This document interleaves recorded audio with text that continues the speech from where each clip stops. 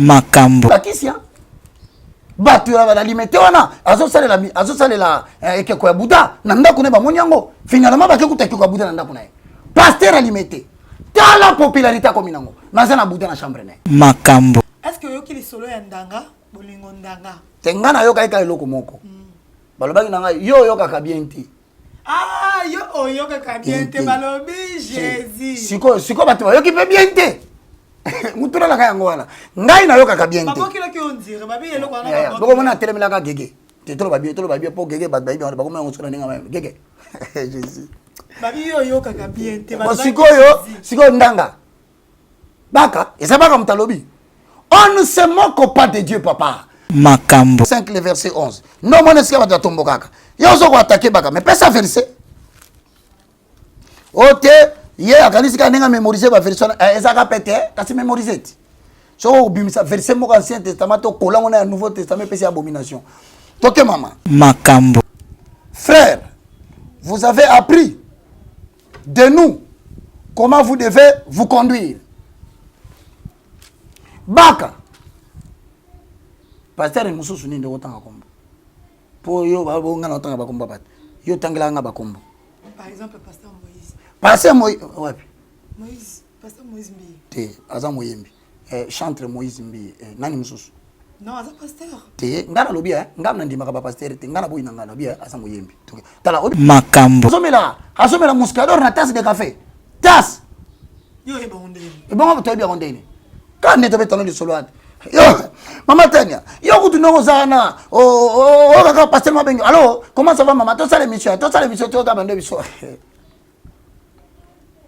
o motu o pasteur so tala ngabene ni kai na danger uzanjira mina danger ah pasteur to tiki bible o komina mino nanga makambo Marcelo en tout cas ngala comprendre le monde connaît ça ba combat grave bo nzambe na ngai seigneur yo kila biso mawa te na boy makambo papa Amos Mbayo te voilà hier azam FCC hein je sais pas oui parce qu'il va nommer ministre sport na quota ya batu ya FCC ya zaki na kati félicitations président Amos Mbayo okomi ministre sport or ministère sport ezaki na FCC batu bayebaki te ke passer za comme FCC beti mama Lydia comme pasteur passer Amos Mbayo za comme FCC il faut batu bayebanga za comme FCC soki pa linga sirikana te na lobi na sens ke batu ba sirikate po bayebake azamte po ta ensemble ba pasteur politicien basali buta nga tembe sikoyo yango na pesi félicitation na compte ya FCC so est-ce que pasteur asiriki na FCC parce que so sirika pourquoi olingo wanga na siko président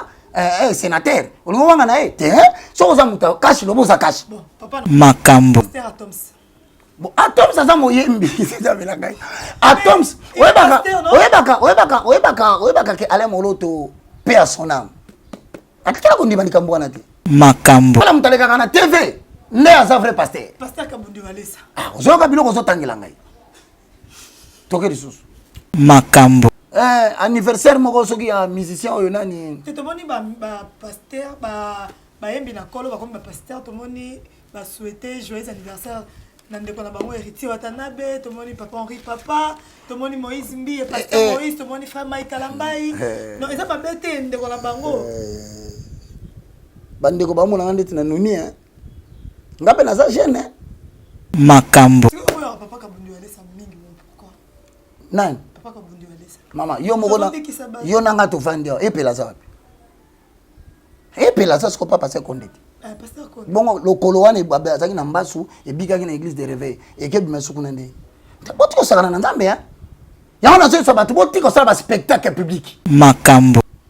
bota na relation te na bango siko bango bala biso nini ke bazaka na relation non parce que là ça grave ça nini tango solo bake oki ndeko moko na kati na bango bakenda abinzamba permettre vivre tina 100 ans okoma tina 120 abakisi 130 donc nane sikanza molobaki 120 ans ya bakisi 10 so 10 wana bakisi abeta ba concert ebele batu ba pengwa ebele batu mena masanga ebele après hier a continué côté ya yemba po je ne comprends plus rien là makambo Yamina Kibila yozora mwe ozora musaba makambo oyibike ba otoba mamba ba tricherie il faut éviter ba komo musu fotanga kate na moni kataka ba komo makambo kaka elo to yebike frère Patrice Ngoy musoka comme pasteur aza moyembi Ok, na bandimi etikani.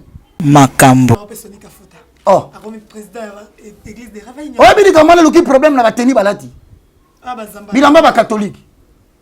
Ya ba moupe, les habits du sacerdoce. Balati ngo pourquoi? Bizi, ba benga oni ba biziki, comme mo ezana lingala boy. Et ça la kate? Donc on a te bloqué na ngwapi. Na ka ba tante ba simbisi papa. Ce n'est pas bien. Où est ça ba fantire spirituel comme ko ta katika za bana ndam? Makambo. Ta bolenge.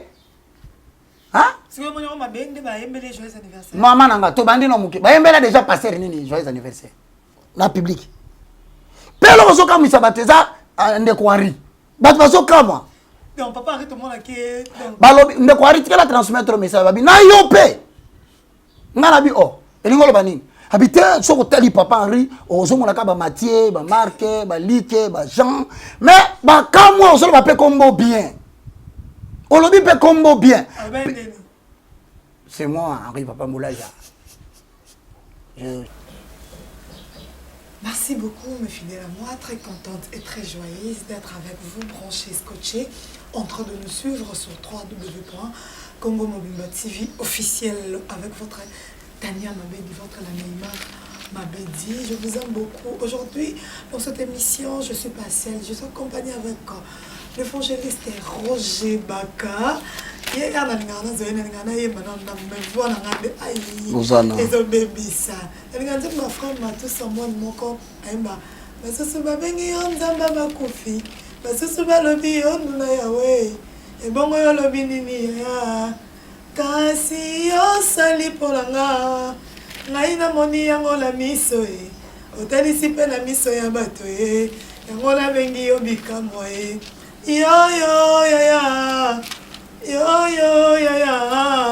je suis la tête dans la quai.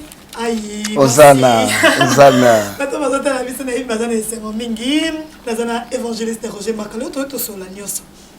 Il faut que tu sur la nyoso concernant le pasteur, concernant le frère en Christ. Oh, comme le pasteur, gloire à Dieu. Tout le monde a mis ça dans bango. Il y a mon azana papa. Papa Roger, bonjour. Bonjour papa Roger.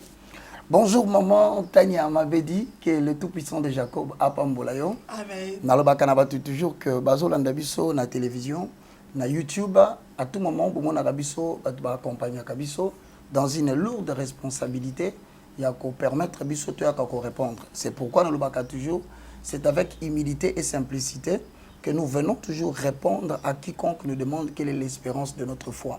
Tolobi ke to yambie sur le kola mo kontipe mo bikisi, tondi mapeto fanda to répondre na mituna bakotu na biso sur ce qui concerne boyambi na biso. Donc kolo apambola yo na pesi merci na banyonso bazana biso na kati na ndaku ensemble avec la néoma de la presse et le moindre de tous en accord avec Ésaïe chapitre 60 le verset 12, je paraphrase, car le plus petit deviendra un millier et le moindre deviendra une nation puissante. Moi, l'Éternel, j'ai atterré ces choses à leur temps. Donc, vous avez un bénéfice, makasi akolanda moment oyo, tika Saint-Esprit a communiqué quelque chose. Merci beaucoup. Merci Papa Roger. Oti kotambola tambola, oti Lubumbashi, oti katanga, otambola tambola lekindegeni. Non, mais c'est bon parce que la Bible dit dans Matthieu chapitre 28, le verset 18 à 19, je paraphrase. Allez partout dans le monde, faites de toutes les nations mes disciples. Oyebi est très facile, il y a gagner âme dans le Seigneur. En accord avec Romains chapitre 10, le verset 9, si tu confesses de ta bouche le Seigneur, il n'y a pas répété, je confesse de ma bouche le Seigneur. C'est si tu crois dans ton cœur que Dieu a ressuscité Jésus d'entre les morts, il n'y a pas répété les choses. Obi dit que je serai, mon esprit est sauvé, mon âme est sauvée, mon corps est sauvé. Alors, il est difficile, mais la chose la plus difficile, c'est de former un disciple. Parce que Moutayambi est souvent comme disciple. Il y a un moment où l'autre vient de nous toloba. Et ça n'a pas de talent. Pas ça n'a pas cabo.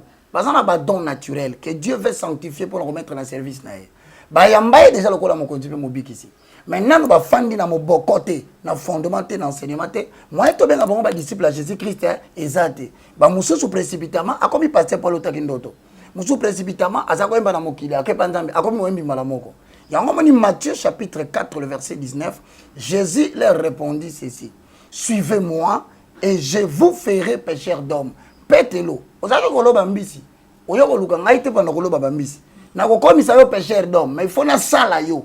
Or ko sala mutu nde yango formation. Donc tokendaki na Kasumbale ça na pesi bango nyonso mbote na pesi pasteur Moucheba l'apôtre oya makinga na Rehoboth Ministry kolo apambola yo nazalaki na Zambie kuna nyonso tokotaki nazalaki na Lubumbashi na pesi bino nyonso mbote. Le moindre de tous azotambola so kotali ba vidéo na ngana lobaka au nom de la parole nous marchons.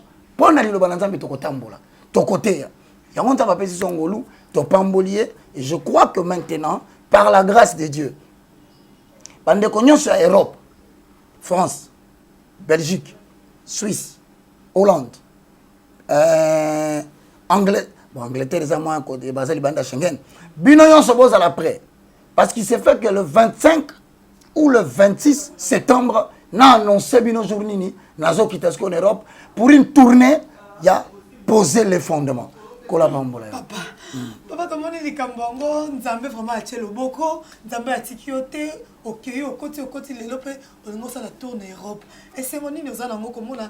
Kobana musala ya moti lelo Nzambe akokisa oeza pour ça mitema bato bazara na besoin comme mon évangéliste Roger Baka lelo pe kokisa maman na kumisi Nzambe parce que moi le moindre de tous nkolo a permettre kinga inazwa visa aux États-Unis atambu singa na 8 états aux États-Unis yena mema kinga kuta pour poser les fondements parce que l'église du Christ est ensemble ya bato yo ba bimi na système ya mokili bandimi balanda sur lokola mokonzi pe mobikisi na bango ya omona baka l'église corps de Christ na Amérique bazali na Europe bazali mais problème est sikoyo na Psaume chapitre 11 le verset 3 Bible lobby quand les fondements sont renversés le juste que fera-t-il donc batu ba baye l'église parce que ba prophète alokuta ba kotebele ba faux apôtre ba kotebele en accord avec 2 Corinthiens chapitre 11 le verset 13 ces hommes là sont des faux apôtres donc ba faux apôtre ba yebele ba faux prophète ba kotebele lia bambongo abatu escroquer bambongo abatu bebisa mabala ya batu violer basi ya batu bimisa bana bandoki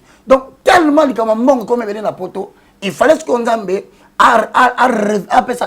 un autre mouvement ya réveil yango moni to tamboli kuna to songi to toke na Nigeria to silisi siko Nzambe habite silite baka au nom de l'évangile tu vas marcher donc na zone en Europe na kuta na bande ko na biso autres zo partager na bango la même foi bato bazo ndima que il est nécessaire qu'il se lève dans ces pays une nouvelle élite politique et une nouvelle élite spirituelle donc nous avons besoin d'une nouvelle génération qui va émerger alors je rends gloire à Dieu parce que ce ne sont que des promesses qu'il avait dit il avait promis lorsque j'aurai travaillé suffisamment avec toi en RDC je t'amènerai partout dans le monde afin que tu restaures et que tu rencontres tes frères.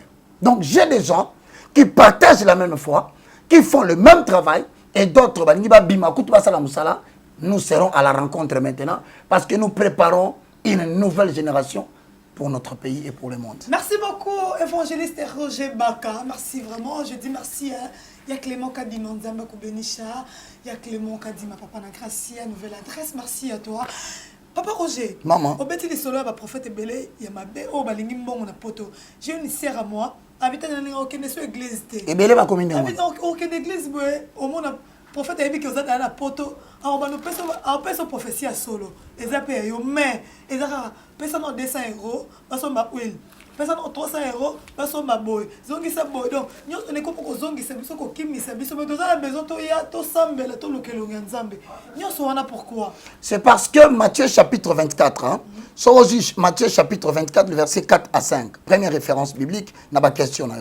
Au moment que Jésus-Christ de Nazareth, moi n'en pâté, le Fils, le Dieu de Dieu Tout-Puissant. Yemo kwa zolo bana mituna oyo. Comment de comment sinani? Tantine grâce. Tantine grâce, na sengo bolimbisi. Mais c'est l'accomplissement des Écritures.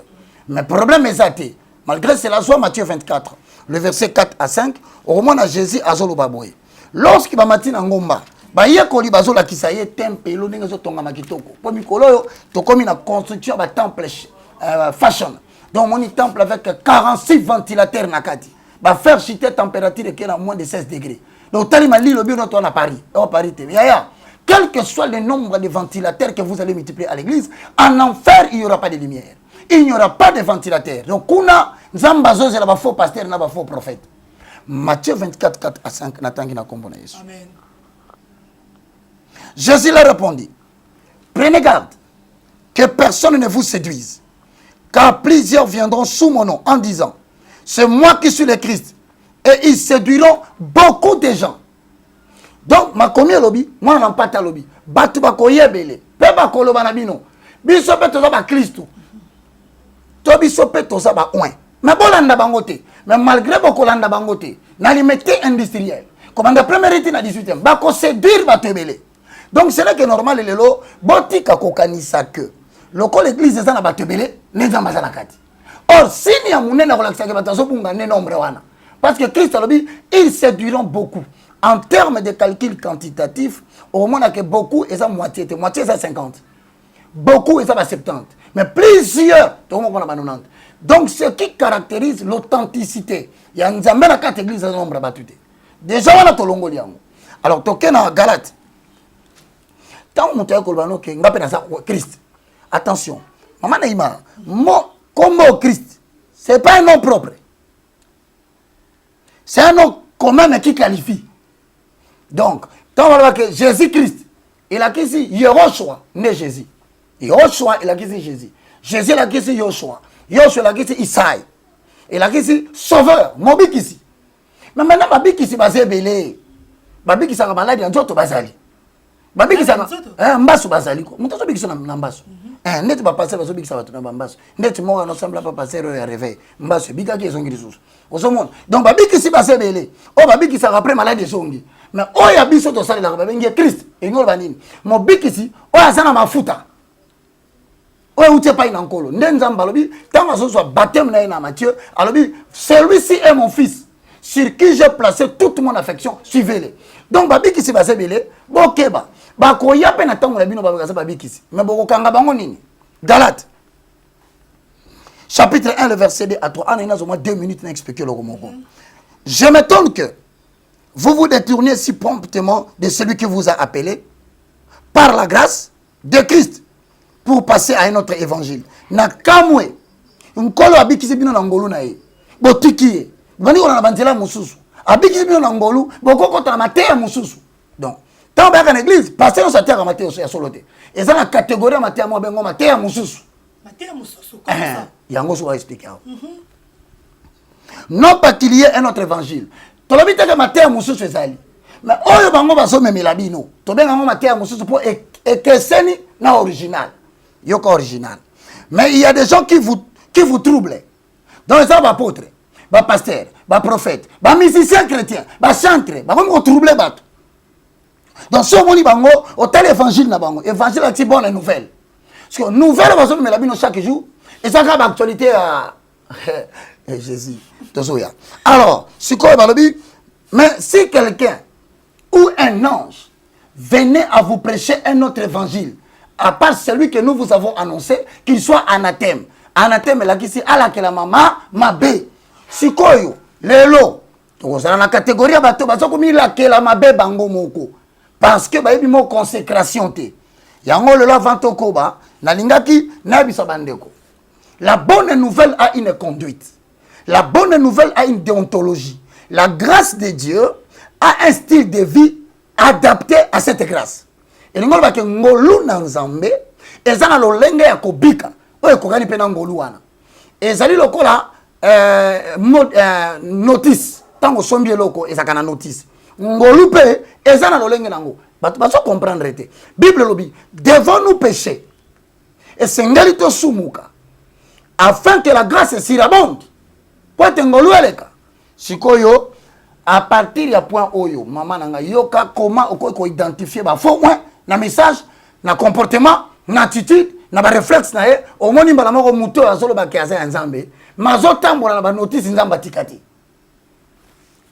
yali boso évangile ya mabe ba ka ngondenge nini na conduite ya mututo na yembeli na ye. Suis bien. Premièrement, il y a un mélange bosangisi.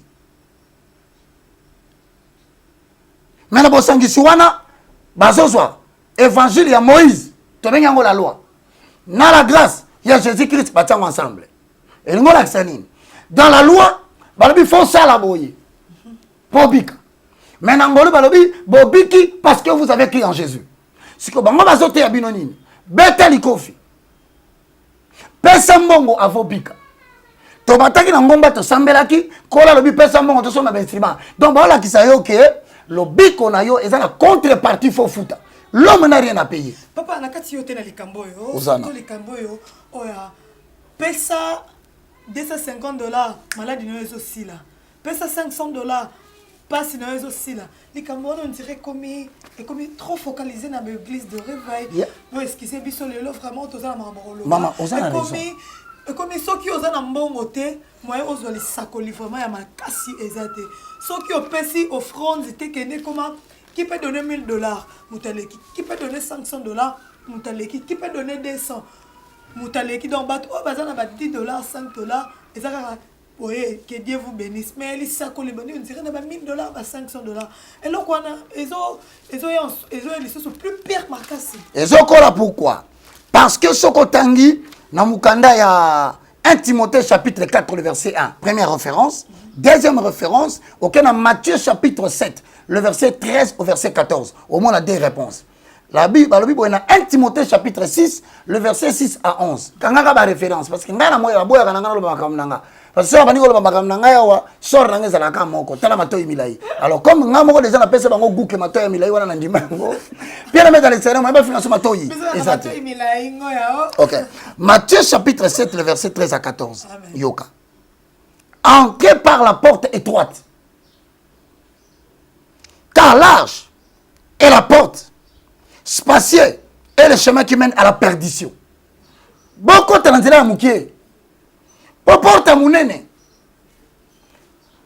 Et puis, il faut que je bazaye belé ba le kananzela wana. Si on porte en moi zanini. Parce que Jésus quand même a soba beaucoup na porte ya mukie. Porte mukie en zanini. Papa sur la Bible kaka. Ah maman ngai, biso somba kama pate. Ngala teka kama pate na somba ka ba Bible. Kama na pasteur de pe bandi awa, so bandi ba to vanda ka kimia. To zoya, to kolobela makambo bela ndeko na ngai. Tanga siko maman. Tout la porte étroite. La porte étroite de Matthieu 7, le verset 13 au verset 14, tel que confirmé. 1 Timothée chapitre 4, le verset 1 à Rotanga. La porte étroite, c'est-à-dire Romains chapitre 10, le verset 9. Je confesse de ma bouche le Seigneur. Donc, yes. Donc, on continue à dire yes. Mais on va dire parce que pour nani les aramukier. Parce que ils ont c'est la consécration. Pas consacré. Non. Et nous qui s'abouille. La consécration, c'est un acte par lequel une personne ou un objet est séparé, mis de côté exclusivement pour le service de l'Éternel. Donc, maman Kabedi, oyebi koyemba, bazuyo, batieyo pembeni, nde balabaki na Paul na Silas. Prenez-moi Paul et Silas, mettez-les de côté pour l'œuvre à laquelle je les ai appelés. Soza moyembi nzambe, ya moyembi nzambe, oyembe la kobelite.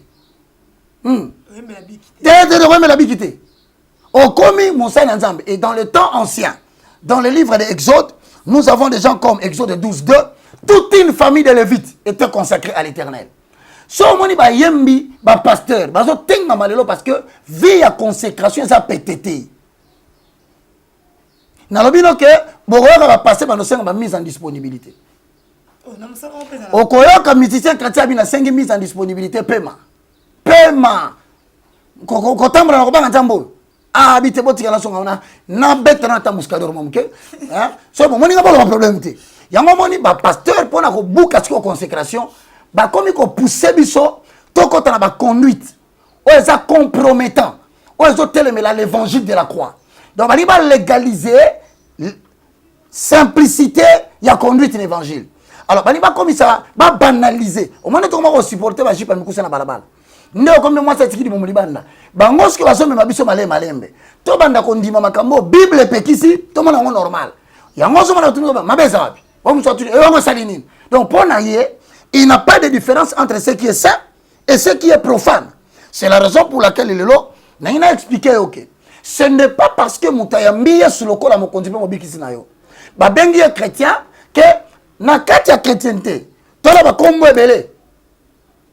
Parmi les chrétiens, nous avons ce qu'on appelle les chrétiens d'une grande utilité.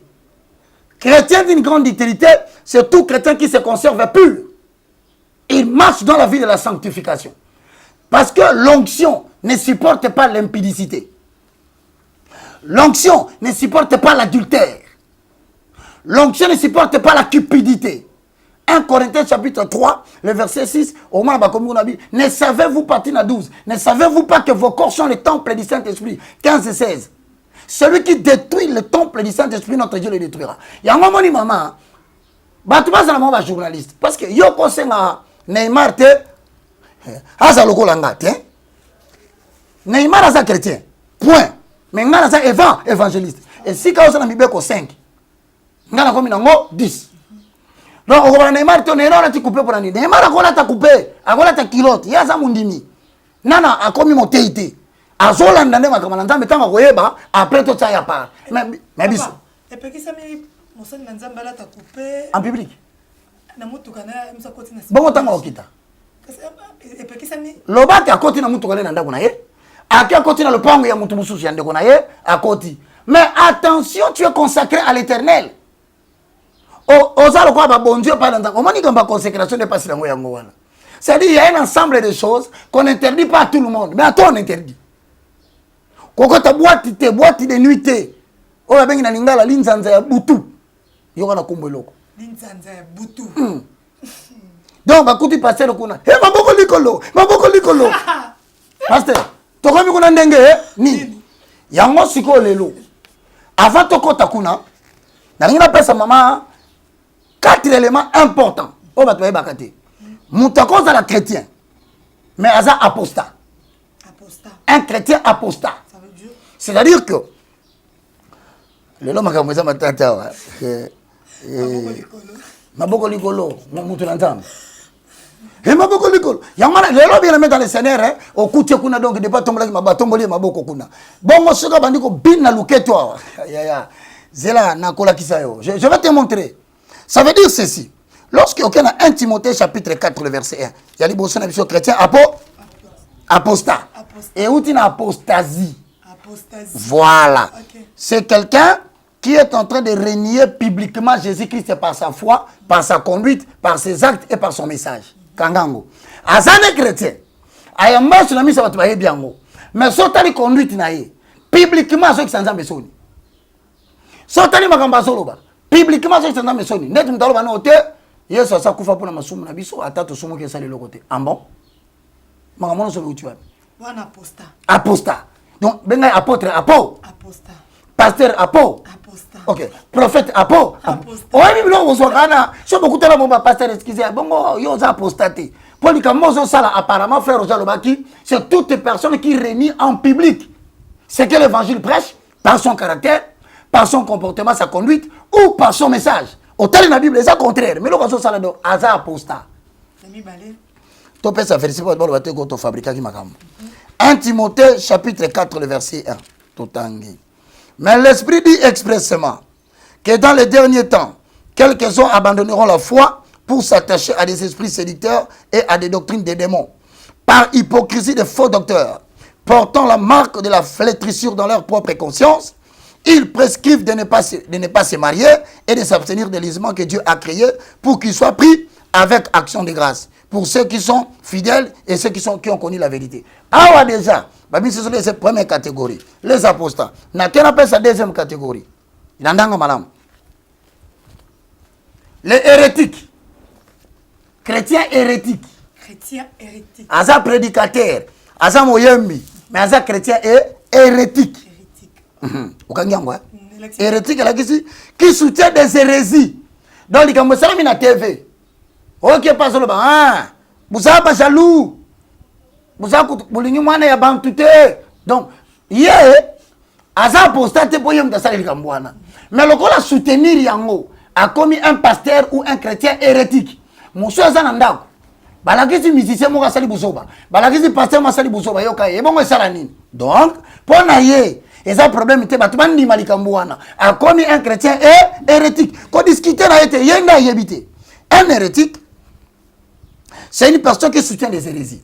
C'est-à-dire, c'est une personne qui soutient une doctrine qui est d'origine chrétienne, mais qui est contraire à la foi et condamnée par l'Église. C'est une idée. C'est une action jugée contraire avec ceux qui sont généralement admises. N'appelle ce exemple moko. 2 Corinthiens chapitre 6 le verset 14. Au moins on a repéré ce verset pour ani. Pour biso aussi batake belé hein. Tala longi lokola munkumbusu. Ah papa. Tayo moko na kena zo na tali ba makako bazali kuna na tali longi na ngabi. Ah oya za gentité. A koselinga de makambo. 1 Corinthiens 2 Corinthiens 6 hein, le verset 14. Totangi na kombo na Yesu. Amen. Donc, naba hérétique. Et ça, le cause à la mot, tu vas dans le ministère de la parole, en accord avec Ephésiens 4:11. Bon, l'andel de partir à cas, mais nous sommes sautés. Ce qu'on vérifie dans la Bible, et ce n'est qu'un contraire dans la Bible. Mais quand il y a un dazo appuyé en Moïse solo, voilà, babenge messager de la bonne nouvelle hérétique. Azote à Makambu, et ça on a la Bible, mais façon ya zoli ngabi misayango, et ça le col a texte, alinga se justifier dans les Kambumo Roboé. À présentant en réalité, tu vas boire parce que c'est biblique. Parce que deuxième catégorie, on a don, on a talent. Par exemple, Bayembi. Tato Tanga 2 Corinthiens 6:14. Ne vous mettez pas avec les infidèles sous le joug étranger. Car quel rapport y a-t-il entre la justice et l'iniquité? Auquel y a-t-il de commun entre la lumière et le ténèbre? Quel accord y a-t-il entre Christ et Bélial? Ou quelle part a les fidèles avec les infidèles? Quel rapport y a-t-il entre le temple de Dieu et les idoles? Car nous sommes le temple de Dieu vivant. Comme Dieu l'a dit, j'habiterai et je marcherai au milieu d'eux. Je serai leur Dieu et ils seront mon peuple. Donc, awa, infidèle. Bako entretenir camaraderie na fidèle. Paul et koki ko entretenir camaraderie na mulili. Nzambe akoki ko entretenir camaraderie na Bélial ou maman. Donc c'est quoi papa? Maman mbongo, nzambe ya mbongo. Okay. Uno saleli nzambe no loyi maman mbongo comme belé. To zana batu bo salela maman nzambe na bango yango wana. Akobanda paix de fond. Et puis vérifier pasteur na malam. Matin ko bongso na 17h 10 minutes. Wana sana kata voiture chauffeur aso kumba. Aso benga modérateur. Allô? Tinda banze mbuto zoko dans 5 minutes. Yo tindaka. Bakisa louange oya nani ya ozane moyo wani. Ah, nazoya. Dans 5 minutes. Wana modérateur aso tinda banze. Bozo ka tenet modérateur lingi louange. Aso c'est la pasteur na voiture, aso tala borni na obeta bango lelo. Beta monka bor na beta ki mukola après mbala mona koti mbala moko na sana $300 na sana 200 100 to ko luzwa bango na ba 1000 francs na ba maman 1000 francs na o 1000 francs ba telema donc osomona ke batu ba komi na maman lokola nzambe na bango omona moyembi payata yoko nisi moyembi penzo ko bengisa ye niveau ba yembi ya mineno to komi na bona mboka o bise yaka tozana matanga mwana mwa kufi na quartier mais akufi na ba condition malamu te to lingi ya ko yemba kaka ta 1 heure du temps abi 1 heure du temps ka $600. Olobi 600. Ba sala kalisuri kamba ofele te ba yembi. Ba ba sala ofele ndeni ni musala na bango yango na nzamba pesi ba. Or li kabo bazui. Ba sombi yango na combien? Yango Bible so tuna mutuna. Vous avez reçu gratuitement. Mais pourquoi vous ne donnez pas gratuitement? Li kabo za na ngwana. Olingolo ba kenzamba komi insiste. Point na pesa yango tanya te. Bon soko bato bazo yemba na ye. Est-ce que to tinda ki bango ba yemba na ye? Ndena boepe soda kango na nzaba bala beta opwa mbongo te. Po biso to tindaki soda comme soda. Te pas no refuta salaire na biso na balabala. Donc on se que l'ouvrier mérite son salaire et aucun militaire ne peut faire le service militaire à ses propres frais. So moni mutakambi ko na mbongo na makasi asenga kango azaya nzambe te azo forcer musala nzambe azo lukande a escroquer batu. Batandonga na mama te na luka téléphone benganga 090 79 66 785 tokoluka service moko ya sécurité za plus proche totinda bakangaye ba beta ye fimbu matin midi soir parce que ça escroc moko ekufi kola ba pasteur na ba mbia lokuta siko évangéliste bato ba otala maman za na États-Unis tindelenga message pour nazo mona message en côté na capture kango alobi Roger Baka koma nani ko bimisaka ko dévoiler ka baninga na TV est-ce que Roger Baka za ça Ok. Roger Bakasala Ramasumu te. Très bien. Yalanda babasi ya mike te. Osana. Roger Bakomanani. Oya koya kotele maliboso. Soki muninga abungi. Pona nini Roger Bakabenga te. Aye kofungola biso ba Bible ya minene. Pona kopesa bato ba verset ya kofinga baninga ne ya ko ignorer musala ya baninga. Oyo kote baninga bazo sala musala bato bazo bika, bato bazo bonga, bato bazo koma ba millionnaire, bazo bonga ba mbutu, bazo bota o bazaki ba stérile bazo bota. Omani mama wana bo ba violer mwana na été. Maman so ba mwana. Parce que mwana na ya 16 ans ba violer. Il a passé qu'un engrossé une fille de 16 ans. Ah na kinne bisa. Hein? Alors makamwana poza mwana na été. Makamsufa comme la po kapasi nango. Azolo ba yango parce que bakangi bana ne bandokite bakomba cheke na balabala. Azakolo ba yango parce que amoni na lute ndeko ne basambeli pona 2 minutes après akufi. Ba pasteur basimbi bakisi hein. Batu ya balimete wana azo salela ekeko ya Buddha na ndako ne bamoni yango finalement bakekuta ekeko ya Buddha na ndako na ye. Pasteur alimete. Tala popularité comme nango. Mazana Buddha na chambre ne. So balobi o témoin na so manquer batu respect. Pasteur ekeko ya Buddha na chambre ne so salani. C'est une question de la foi. Obi batu combien ba kufisi batu na ba famille na bango likola ba jeûne prière. C'est comme avec gêner. Faut gêner olé la mort. C'est quoi ba kufi pourquoi? Ceux qui jeûnent ezaki pona ko bikisa ye akufi pourquoi? Zela na bisa mama oyo makamu na ngai. Acte chapitre 26 mama, le mandat est divin. Mutatinda ka mutu na mokila te azati. Le mandat c'est Dieu qui donne. Tout comme yo pokolo mgalelo okopekisa tani ateo nana tindi tana comme journaliste. Oh. Mais le mandat est divin, asole linde talent na ye. Soki asole za nzambete. Zela mukolo ya suka. Okoye basoki nzamba tinda ki to tinda ki ete. Et de toutes les façons, bato ba makambo na basi basili yaya. Basili, bakomi mukie, bato bakomo comprendre makambo poto mwe ba Hollanda. Le problème qui choque c'est quoi? C'est bakomo landa baka mingi. Acte chapitre 26 le verset 16. Nzamba bimeli Paul. Comme les aki Saul à l'obineboy. Mais lève-toi. Tiens-toi sur tes pieds. Car je te suis apparu pour t'établir ministre des choses que tu as vues et les choses pour lesquelles je t'apparaîtrai.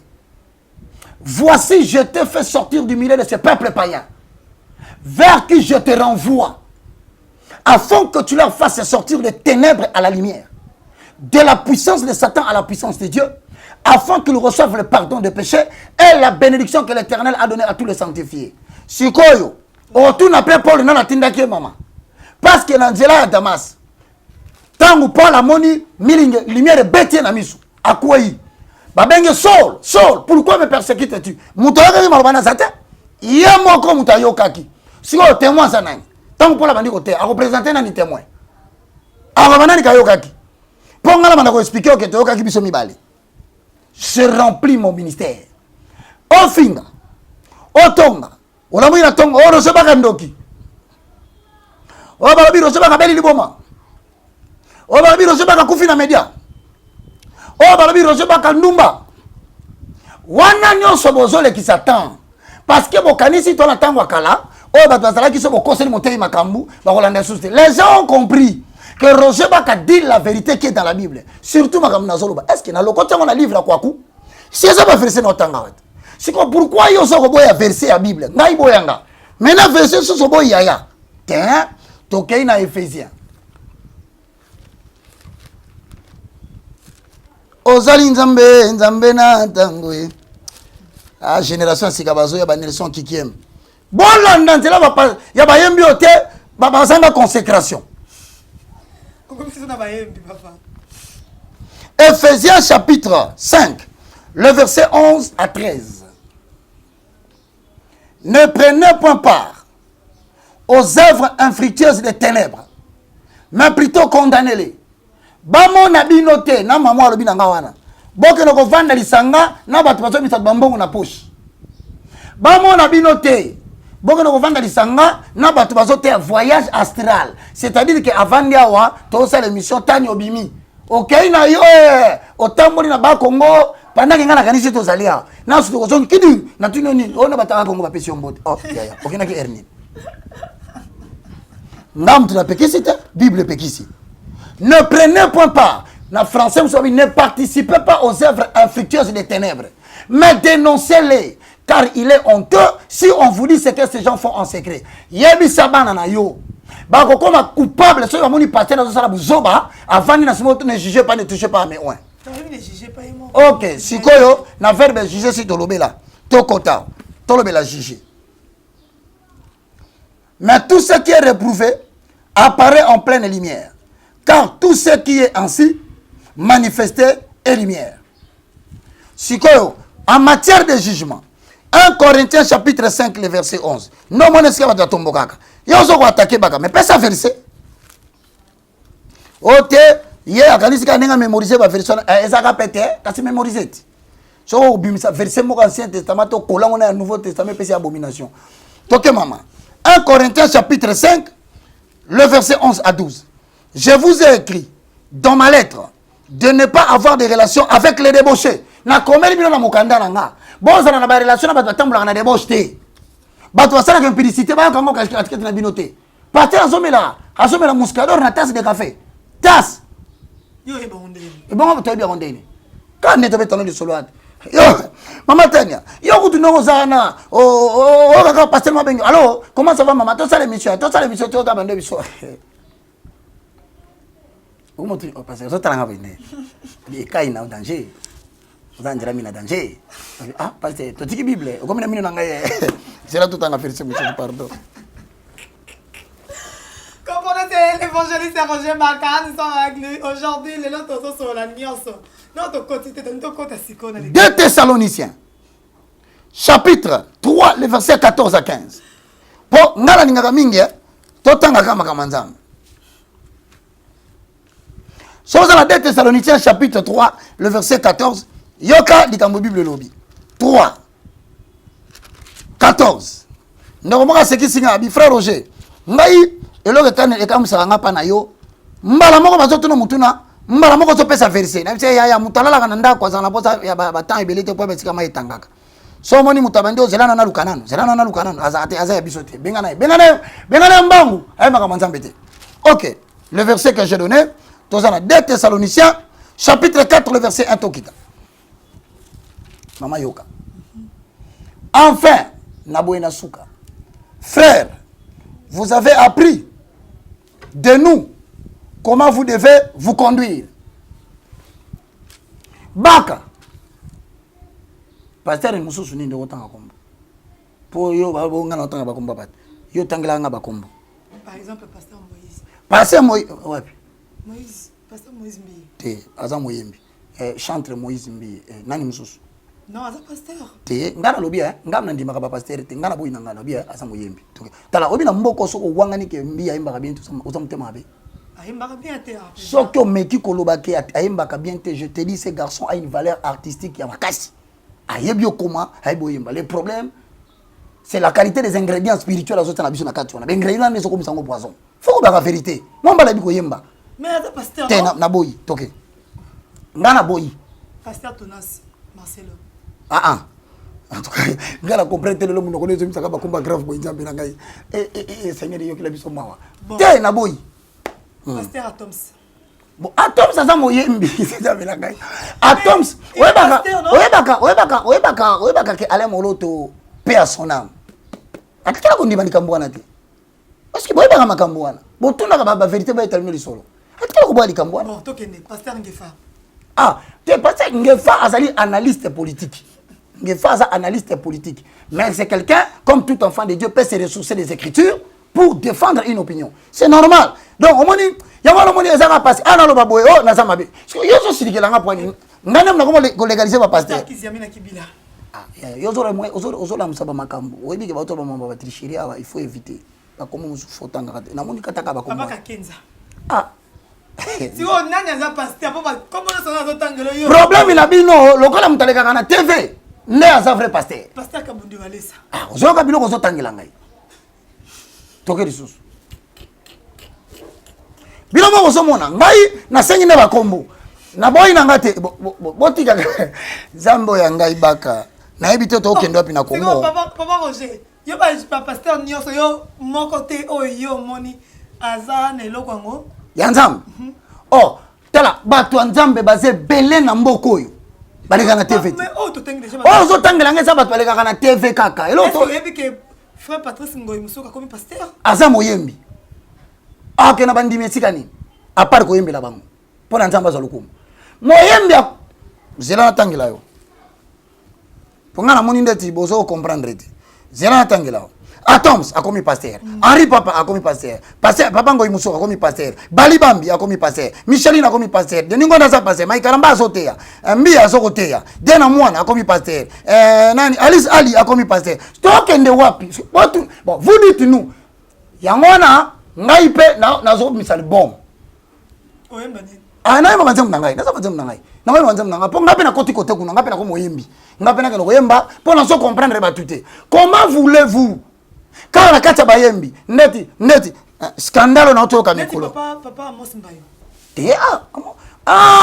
voilà azam FCC hein je sais pas oui parce qu'il a nommé ministre sport na quota ya batu ya FCC ya zaki na kati félicitations président Amos Mbayo okomi ministre sport or ministère sport ezaki na FCC batu bayebaki te ke passer za comme FCC Beti mama Libia comme pasteur. Pasteur Amos Mbayo ça comme FCC il faut batu baye bango ça comme FCC soki pa linga sirikana te na lobi na sens ke batu ba sirikate po baye bake azamte po ta ça ba pasteur politicien bazali buta nga tembe sikoyo yango na pesi félicitations na compte ya FCC so est-ce que pasteur a siriki na pas so sirika pourquoi olingo wanga na siko président sénateur olingo wanga na te so oza muta kashi lobo za kashi bon papa na opé Sonika Futa oh akomi président église de Ravagna oh bidi kamana luki problème na bateni balati bazamba bilamba ba catholique ya ba mupe les habits du sacerdoce balati ngo pourquoi bizi babenga oni ba biziki c'est comme moi za na lingala boy et ça la kate donc on a te bloqué na ngo wapi naka baka tante ba simbisi papa ce n'est pas bien ou ça ba fantir spirituel comme ko ta katika bana na ndam et puis na makambu onga na yebi ke papa sa ko lingate isa biloko wana il n'aime pas ça asa ko linga biloko wana te mais bon c'est que papa Kabundi alesa mingi pourquoi nani papa Kabundi alesa mama yo moko na yo nanga to vandi e pela za wapi e pela za sko papa se kondete pasteur Konde bongo lokolo wana bazaki na mbasu e bikaki na église de réveil e ke bimesu kuna ndé botiko sakana na nzambe hein yango na so batu botiko sala ba spectacle public papa Roger tu as avancé pour qu'avec te jeter vers la fin est-ce que yo ki li solo ya ndanga bolingo ndanga tenga na yo kai kai loko moko balobaki na ngai yo yokaka bien te yo oyokaka bien te balobi Jésus siko batu bayoki pe bien te mutura la kaya ngwana ngai na yokaka bien te papa kila ki on dire babi eloko wana boko mona telemela ka gege te tolo babi po gege bat babi ba ko mengo sura ninga gege Jésus babi yo yokaka bien te siko ndanga baka eza baka mutalobi on ne se moque pas de Dieu papa batu mususu zo mona zo yemba awasala mosala yo ga ndo zo mona za mutranzambe batu ba ko mona déjà oza objet scandale public ba o se lobi miseloko so misika malheureusement azaye moko te na yoki ba anniversaire moko soki ya musicien oyo nani te tomoni ba pasteur ba yembi na kolo ba comme ba pasteur tomoni ba souhaiter joyeux anniversaire nandeko na bango héritier Watanabe tomoni papa Henri Papa tomoni Moïse Mbi et pasteur Moïse tomoni frère Mike Kalambai non eza ba bete ndeko na bango bandeko ba mona ngandeti na nuni hein ngape na za jeune ngape na za jeune ndeko batu musu bokuta na bango lelo bobeta na boma solo eza batonga na fanda na bango peut-être avant bino bokuta na bango ça je suis en train de le répéter ici il faut respecter les chrétiens il faut respecter la saine doctrine il faut respecter l'image publique de Christ que tu présentes. Tala ma mbeza grave na kati loko wana. Depuis to vani na Kongo, yo so mona ba bimise le logo ke ba mbeli pasteur moko ya atambula kabie to so lokwa pasteur Vernon akufa. Yo non na bana lokwa pasteur Vernon. Bon oya kufa sko ba obaza bo. Ngai na préfère kana témoigner mutu so ka sakufi. Parce que wampe mabeti. Te to yebika. Non, to yebika kufi na Nzambe. Mais Moutouazana qui prouve qui prouve ngande na ndimi ngala forcer mutu te Verno on comprend na ndimi aidi na bala na ndimi parce que azana asa kufi mais ba bazana na bomoyi pe bomoyi ya kosakana te ya njoto ya bolenge Hein? Si vous avez ma bende, bah embelé joyeux anniversaire. Maman nanga to bandi no muke. Ba embela déjà passé nini joyeux anniversaire. Na public. Pelo ko soka misa bateza ndeko Henri. Bato basoka moi. Donc papa arrête tout le monde là qui Balobi ndeko Henri tikala transmettre message babi na yope. Ngana bi oh. Elingolo banini. Habité soko tali papa Henri, ozomona ka ba Mathieu, ba Marc, ba Like, ba Jean. Mais ba kamwa ozolo ba pe combo bien. Olobi pe combo bien. C'est moi, Henri Papa Moulaya. Je te souhaite des bonnes choses. Des bonnes choses. Hein. Mon tazo yembela mokili. Soki a moni qui conseille comme na mo négligé batu balati ba caleçon, bandi ko bina mitakala. Excusez-moi les mots. Pour na batu bazo masanga ba mila balango. Yo je souhaiter des bonnes choses. Donc c'est-à-dire ngama ndoko ma malela. Parce que yo je souhaiter des bonnes choses. So ngai pena pengwa. Na bonne chose au souhaiter ye, ngapena yawa malela. Na bali ko na teva wa ngana lela. Donc mais comment bali to mbango kasite to bando ko si quoi pourquoi na pesa bango motete maman mutuni yango na tuni yo balobi na il y a pas de rapport entre ce qui est ténèbres et ce qui est lumière et Paul azolo bana verset mon quoi zela na zula yo et ça m'a bête ko souhaiter ala frère oyebi lobi na été akokepe ko bongwana ah biso de zela bongwana longana na bongwa mité en tout cas mama limbisanga va beta masolo na été ba bomba parce que ngamo pe na zala na solo ba mise belé tant so bato ba bakate ya mukili ebele ba ye mukili na lola bazakate ya mukili bazala lola bazala te ya mukili ça c'est une formule, c'est une façon de parler.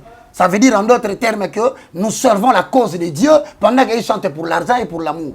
Biso de la rambongo te ngai yo zela ba misala batu yose benga ba basala bon anniversaire ndeko na ngai ngaza pom na hotel ndeko watanabe na bengi yo ndeko ilingol ba ke molingami mais na français ça frèreté poto ça ba frèreté to koma ba frère mukolo yo kotika nzelo zolanda wana oyena biso to nyoko makapona ko te évangile on appelle frère en Christ c'est que benga mana na appel na ye appel neza ko tsaba to balata bilamba na babina na libanda on est makamu na ye ya moto biloko za makamu na ye to tikela makamu na ye biso tikela makamu na biso loko to boya ona ko za muta kuna oyela biso yena makasi ya boso comprendre te ba frère ba babina na point ba normaliser makamu donc bon on makamu sou normal tu comprends bon ça la featuring tu comprends bon ensemble en fait bazo préparer moral na bino bo ba ndoko supporter makamu musu pourquoi parce que bazo ko ka kilo ya consécration te ah maman eza petete hein maman na so bisayo ko sala la nzambe eza passe ya ko sakana te so oza na maîtrise te o senga mise en disponibilité wala za mise en disponibilité ba o senga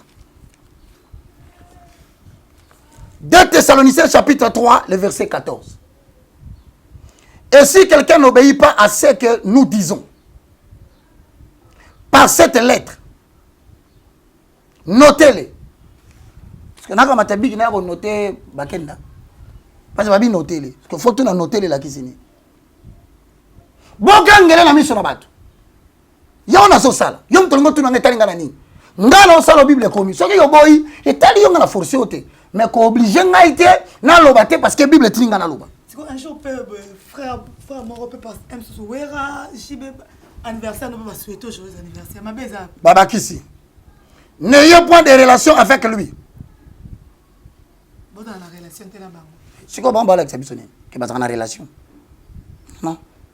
Parce que là ça grave ça ni. Tant on solo baké, oki ndeko moko la kati na bango bakenda. Abinzamba permettre au vivre tina 100 ans, au komati na 120, abakisi 130. Donc on essaie ensemble baki 120 ans. Il y a bakisi 10. So 10 on a bakisi. Abeta ba conseil rebelle. Batu ba pengwa ebele. Batu na masanga ebele. Après hier a continué au terre à emba. Je ne comprends plus rien là. Et aux autres souhaiter Moutou, je te souhaite des bonnes choses, des grandes choses, aucun de liboso. Et ça le la moutazo te ka cercueil. Aux autres bani te kan kola pambola yo. Mi sala no aucun de liboso. Aux autres bani, qu'est-ce que tu es en train de dire là? Donc batuba kufa pour ba soma ba cercueil. Dans d'autres termes, aux autres souhaiter la mort spirituelle des gens en souhaitant un heureux anniversaire. Écoute, abaki siboé. Abi nzamba diminuer abaki sa volume. Ya bola mo na bomo ina yo, mais akitisa volume ya batu basala ko mabe kolobi mabe falolo baboye nzamba bakisa volume ya bolingo na kati na yo makitisa dose ya misala mabe na kati na yo ebika na misala mabe oh mais biso so tala mabe so to senga nzamba nde asunga biso misala mabe ki ya kita ngai lelo ne la vandi boye je serai content na tout ce que mutuna ah bon bon anniversaire de quoi bon écoutez nazo annoncé bino le 15 septembre et ça anniversaire ya maman moko boye hein boyembe la payer bino so 4 oh mais comment bango ba kana star bango ba star Congo ya minene au Congo yebité botika biloko oyo botika eloko pasteur Moïse alobi abi ba congolais kaka boye so mutasa eloko donc on critiquer dans les Congolais sont le naïf donc oki abando fika ba Congolais afingita lobby pour les Congolais ndana lobby kaka alobi ba Congolais balandaka bango te kasi ba olanda bino de donc toza ba fou batu basomba kalibom na yo je sais pas si tu comprends ce que tu dis des fois tant muta afula munoko paloba femme ezina makambo soloba olobi ke ba Congolais balandaka bango te mo o sala libom o pesi ba Congolais yango ngai à partir ya lelo ata cede na yebo na misu na osimba te na obuka na kolanda ngo sote ni bana na ngai ni famille na ngai ni partout na keno koteya partout ba kobenga ngana ba nelo na lingi te bo me tata musique ne so na soteya pour ernest bozo lukeleka ba problème besika ba ya mi bale ngana lobby so ya continuer boye na Michel Bakenda na ko kalisu musique na ye te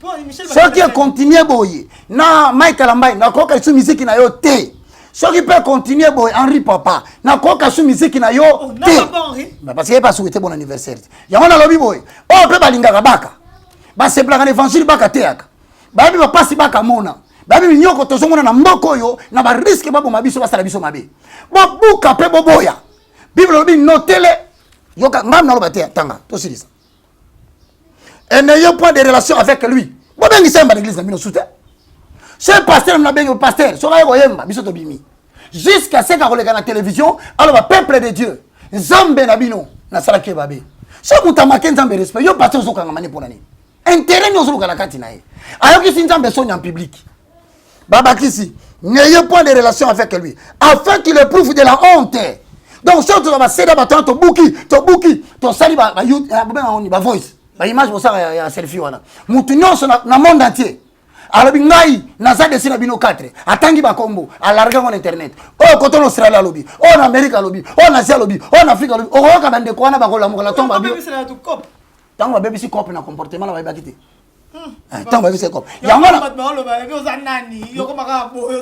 pesa bango réponse bo yo ba na zati na za le moindre de tous na lo ba ngote le plus petit de tous les hommes de Dieu les galériens attendez chemise na lati ba kabelinga montre ba kabelinga sapato ba kabelinga elo na no lo bala yani j'ai fonga bio le la comment tu vas mon frère na saluer j'ai aimé ton silence maintenant mutu ya sakolaka mutu ya ça na posé à temps pour kola o ka lo ba kalisus o la taka ba tuté avec le temps il commence à comprendre qu'il peut avoir l'appel de Dieu mais il y a de certaines conduites de certaines réactions qui ne sont pas adaptées à la foi chrétienne faut se retirer kola pambola yo moi je félicite ton progrès na mono de moins en moins o robeta mutu ba ngosuté ko fingo zo ba susuté c'est déjà un bon signe mais na bande ko nyonso bolandi biso na monde entier papa Roger maman moi ibisengai a commené un message à bi c'est en train de dire papa Roger pourquoi élévation na comme ko boy c'est même ko yamba ba appel ya bato bana bengi papa Roger même 6 fois ayo yambanga te eloko te j'envoie un message te maman na ngai na sengi obolimbisi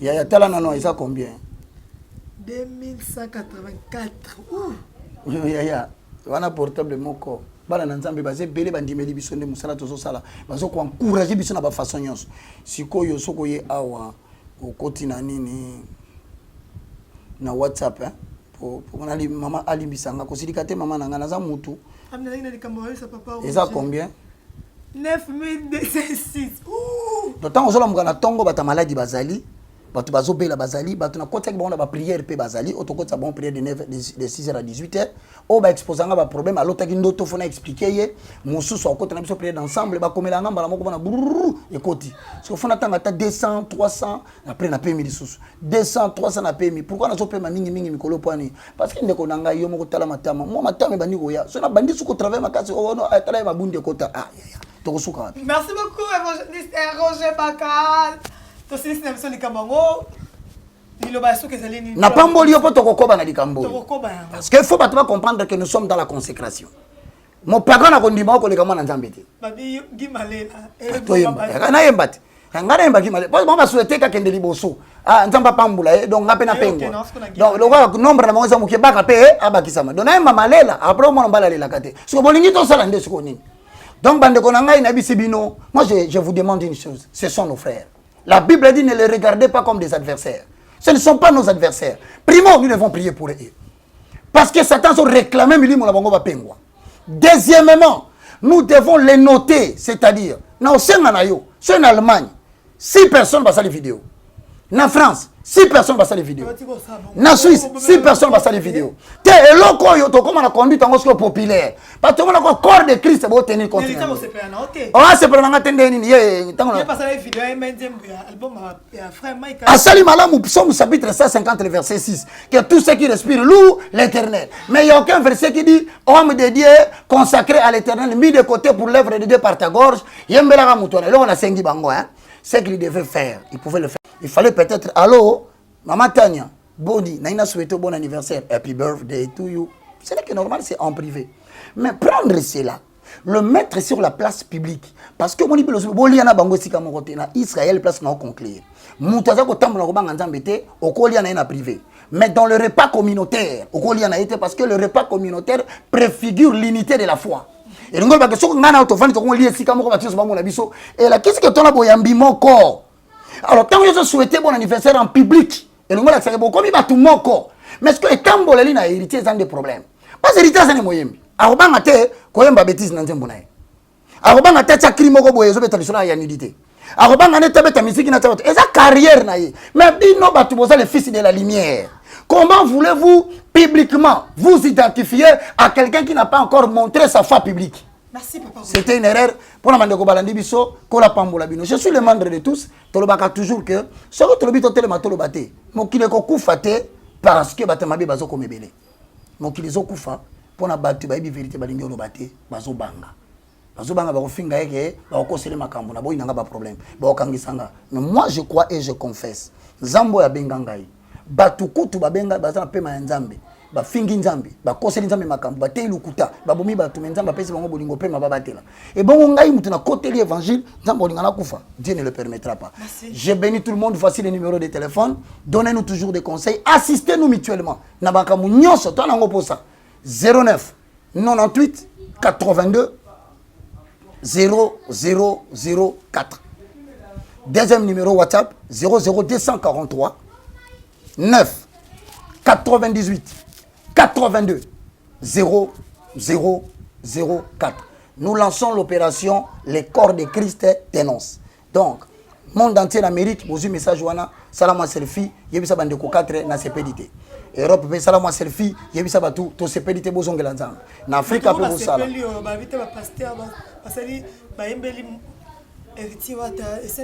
Tala, pour yozo baba CPDT. Il y a un exemple de caractère à Ndambwe.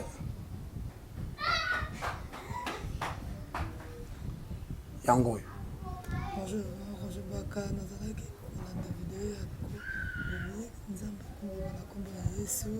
Wana moko to bomba to lo bakati otanga ko lo ba uma ka site po bota ba problème o ba finga na kati. Ah. Kama ninga zoka mwana kama somo bango so bazaba ya batu ba réagir rebelle. Problème c'est que ngana linga ka Mike ngai na linga ka Michel Bakenda ngai na linga ka Henri Papa ba omoni na linga ka Moïse mais bolingo wana ezati ke natika ba ndoko tenga motika mo banzambo bungisa batebele tokobonde la pona bango opération le corps de Christ dénonce.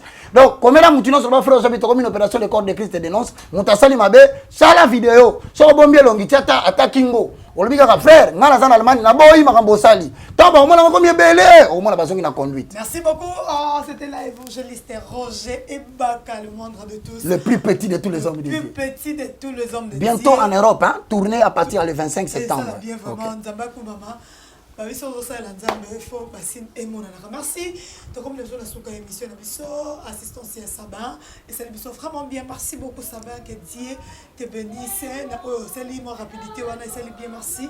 Merci d'avoir été sur la mission assistance PNL était là.